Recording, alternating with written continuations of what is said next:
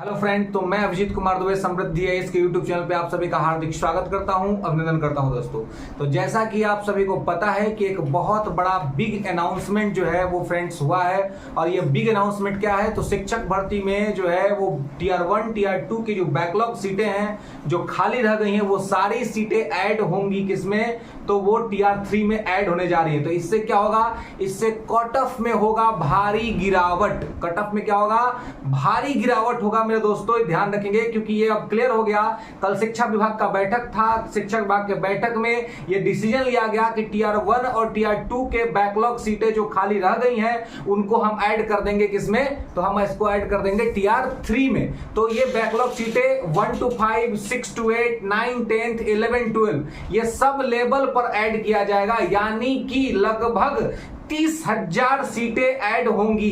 Backlog सीटें क्या है, तो जो टीआर 1 में लोग सेलेक्ट हो गए, टीआर 2 में सेलेक्ट हो गए, लेकिन उनका जो है वो छटनी हो गया, उनको निकाल दिया गया जॉब से क्योंकि वो फेक इंफॉर्मेशन पे आए थे, फेक डिग्री से आए थे। तो फेक डिग्री और फेक इंफॉर्मेशन से आने के वजह से, फेक डॉक्यूमेंट पे आने के वजह से गवर्नमेंट ने उनको निकाल दिया, गवर्नमेंट ने उनको निष्कासित कर दिया। तो ऐसी स्थिति में उनका सस्पेंशन हो गया, ऐसी स्थिति में वो सीटें खाली हो गई।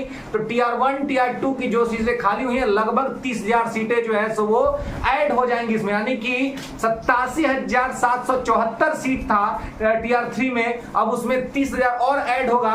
तो लगभग आपका जो है वो 1,20,000 के अप्रॉक्स से ऊपर जो है सो आपका पहुंच जाएगा सीट।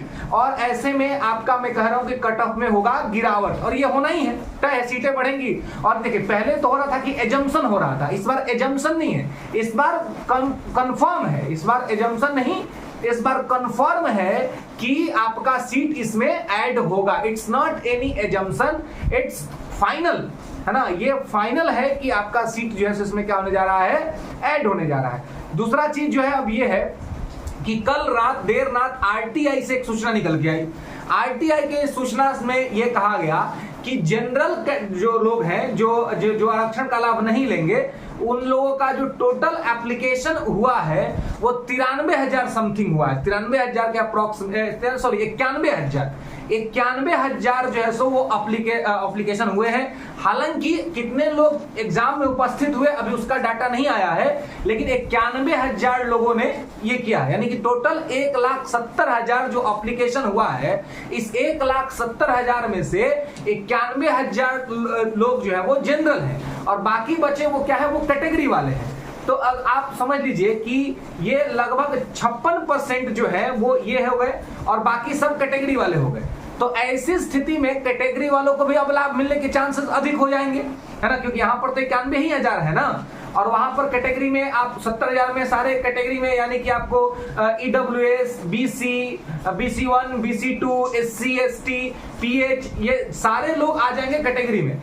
तो कैटेगरी वाले लगभग 70,000 के अप्रॉक्स में हो जाएंगे। तो वहां पर भी कट ऑफ गिरेगा, यानी कि एक तरफ सीट ऐड होगा, दूसरे तरफ से आपको जो है सो यहां पर जो है कैटेगरी में लाभ होगा। तो कैटेगरी में लाभ होगा, सीट ऐड होगा, तो इसका कहीं कोदरा नहीं है। अब आप मैं कह सकता हूं कि जो हमने कट ऑफ बताया था और विद्यार्थी कह रहे थे कुछ लोग इतना कम नहीं जाएगा, अगर सब कुछ ठीक ठाक रहा ईश्वर के आशीर्वाद से, ईश्वर की कृपा से, कहीं कोई बेईमानी नहीं हुई, कुछ दिक्कत नहीं हुआ, तो कट ऑफ उसके इर्द गिर्द ही रहेगा, उसके ऊपर नहीं जाएगा। इवन अब इससे कम भी हो सकता है। तो इसलिए इस बात को यहाँ पर ध्यान रखेंगे और इस बात को जो है सो याद रखेंगे दोस्तों। हालांकि ये जो आपका बैकलॉग सीटें जो आगे जुड़े जा रही हैं, इससे एक बात और निकल के सामने आएगी, क्या 1 कैंडिडेट 1 रिजल्ट जो हमारा डिमांड है, जो हम लोग डिमांड कर रहे हैं, इसको कहीं ना कहीं सरकार इसके आड़ में ये काम करना चाह रही है।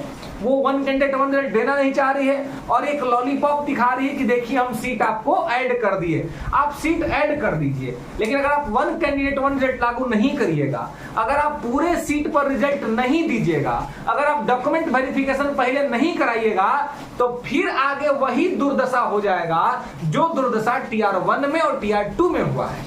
तो किसी भी बीमारी का इलाज केवल एंटीबायोटिक देकर के नहीं करना चाहिए। ये टीआर 3 में जो प्रॉब्लम्स क्रिएट हो रहे हैं और टीआर 1 टीआर 2 में हम जो प्रॉब्लम देख चुके हैं, इसको कैसे ठीक करना है, ये सरकार को इसका ध्यान रखना चाहिए। आयोग को इसका ध्यान रखना चाहिए। और इसका ध्यान रखेंगे, इसका ये रखेंगे तो क्या होगा, इसका ध्यान रखेंगे, इसका ख्याल रखेंगे तो ये होगा कि आप सही तरीके से सही पॉलिसी फॉर्म करेंगे, और सही पॉलिसी फॉर्म करने का ये होगा कि आपको इसका फायदा होगा, है ना। तो यहां पर इस चीज को विद्यार्थियों को फायदा हो और सरकार की भी विश्वसनीयता बढ़े। सरकार, अगर आप ये कह रहे हैं कि आप इतनी सारी वैकेंसीज दे रहे हैं, सही बात है, वैकेंसी तो दे ही रहे हैं, एग्जाम भी करा रहे हैं, रिजल्ट भी दे रहे हैं, लेकिन वो गांव देहात में किस्सा कहा जाता है कि सब कुछ खा करके तनी सा खातिर मुंह तीता नहीं करना चाहिए, है ना। सब खा लिए मीठा गप गप, लास्ट में लेके हरा मिर्चा काट दिए एकदम से, तो मुंह तो तीता हो गया। तो काहेला मर्चवा काट रहे हैं भाई, मत ना काटिए, तो क्या करिए। तो जब आप इतना सब कुछ कर रहे हैं तो और जो स्टूडेंट्स के जो डिमांड्स, जो लॉजिकल डिमांड्स, उसको फुलफिल कर दीजिए। विद्यार्थी आपका गुण गाएगा, बिहार के युवा आपको सर माथे में बिठा लेंगे, उसमें कहीं कोई दिक्कत नहीं है। लेकिन सब कुछ करने के बाद आप थोड़ा सा ये कर दे रहे हैं, जिसके वजह से चीजें जो है सो गड़बड़ हो रही हैं। इसलिए आयोग, सरकार और व्यवस्था को चाहिए कि इसको जो है सो ठीक करे। इसको ठीक कर लेंगे तो इसका बहुत ज्यादा जो है सो फायदा विद्यार्थियों के हित में होगा। चलिए दोस्तों, तो ये एक महत्वपूर्ण, मोस्ट इंपॉर्टेंट इंफॉर्मेशन था। कट ऑफ में भारी गिरावट आएगी, इसमें कहीं कोई दोराय नहीं है।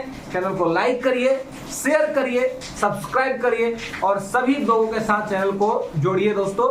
इसके बाद फिर मिलेंगे अगले वीडियो में, तब तक सुखी रहिए, स्वस्थ रहिए और समृद्ध रहिए। समृद्धि आईएएस के साथ। धन्यवाद।